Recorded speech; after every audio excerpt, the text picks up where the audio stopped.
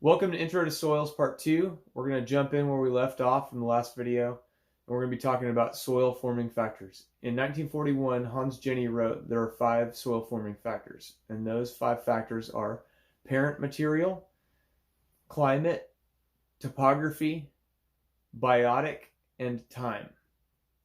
Parent material is typically bedrock but may be organic. Usually, almost all the time, the parent material that soil is made out of is bedrock.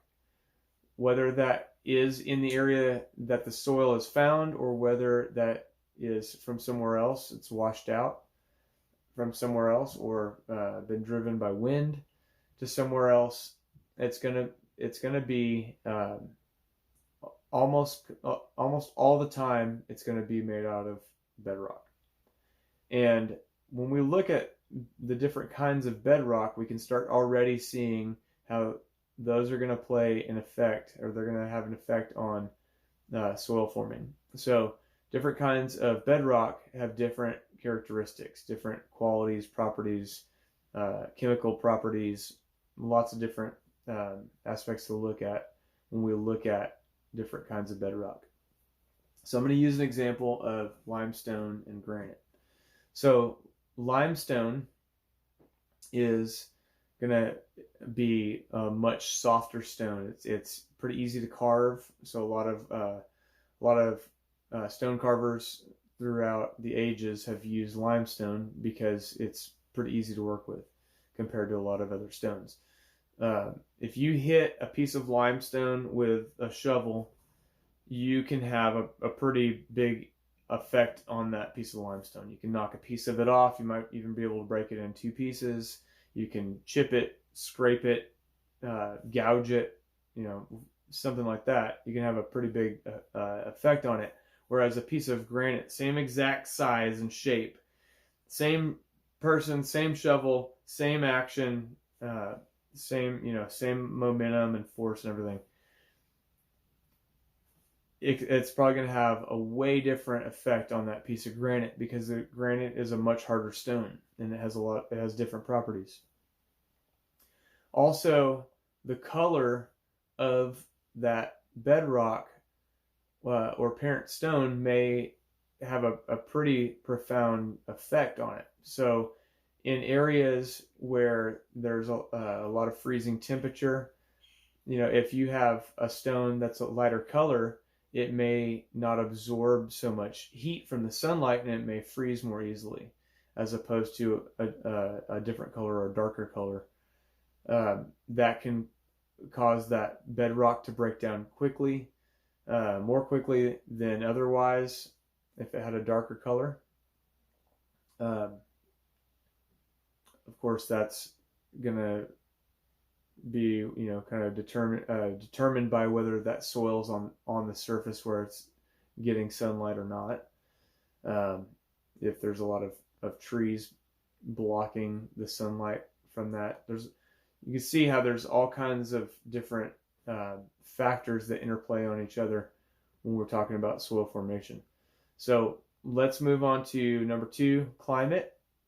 Temperature can have an effect on soil formation, precipitation, so rain, wind, humidity. Let's think about just the effects of just any kind of moisture in an environment. It can erode soils. It can give moisture to plants. Temperature can be involved with that moisture in freezing and breaking apart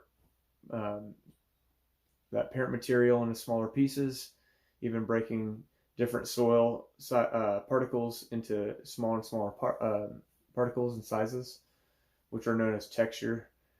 Actually, wind, think about a sandblasting machine that shoots sand or some other media at, say, a piece of metal, and it's getting the rust off of that piece of metal, or it's creating a different finish or rougher uniform finish. Wind can do that sort of thing.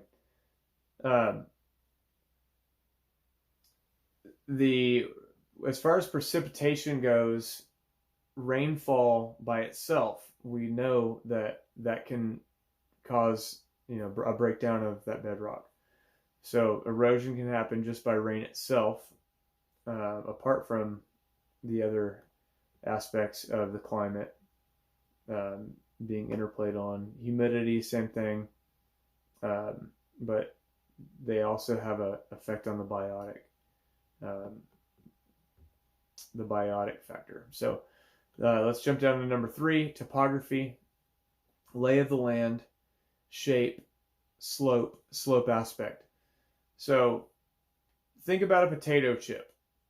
If you have it one way, you have a certain shape. If you flip it over, you have a different shape. If you turn it, you have a different shape. Now think about a hill and think of the different gullies and or slopes on it, the degree of the angle of that slope. And also you can think about the slope aspect. The slope aspect would be referring to which way is that slope facing in the cardinal directions. Is it facing north? Is it facing south? Is it facing an area where it's going to get more wind?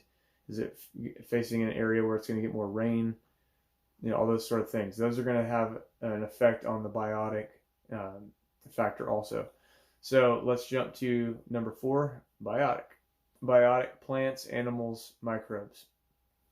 Think about trees, roots growing between layers of parent stone, breaking them apart, and then allowing for more breakdown of that parent bedrock.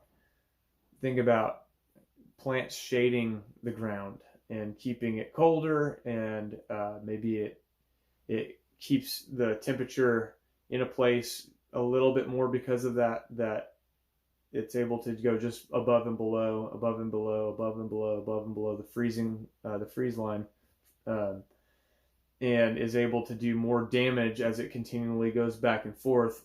That same moisture may stay in there and break more and more rock just because the temperature changed. Well, the shade on that soil can have an effect in that.